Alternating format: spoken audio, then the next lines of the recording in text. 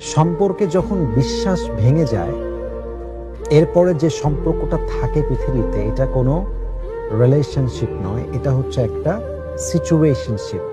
মানুষ আসলে পরিস্থিতির জন্য বের হতে পারে না। হয় হাজব্যান্ডের থেকে স্বামী, স্বামীর থেকে ওয়াইফ যেতে চায় কিন্তু যেতে পারে না, বাচ্চার দিকে তাকায়। অথবা হাজব্যান্ড তার ওয়াইফকে ছাড়তে চায় কিন্তু ছাড়তে পারছে না, হয়তো কোনো একটা ক্রাইসিস আছে।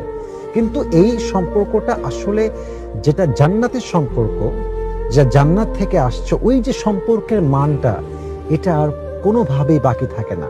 আমি মনে করি আপনি যদি গাছের গোড়া কেটে দেন আর গাছে আপনি সারাদিন পানি দেন, গাছের যত্ন করেন, ইট উইল নট ওয়ার্ক। এটা কাজ করবে না, কারণ আপনি মেন গোড়াটাই কেটে দিয়েছেন। বিশ্বাসের মূল ভিত্তি, সম্পর্কের মূল ভিত্তি হচ্ছে বিশ্বাস। এটা হচ্ছে পিলার। বিশ্বাস আছে, ভালোবাসা আছে। বিশ্বাস আছে, সম্পর্ক আছে।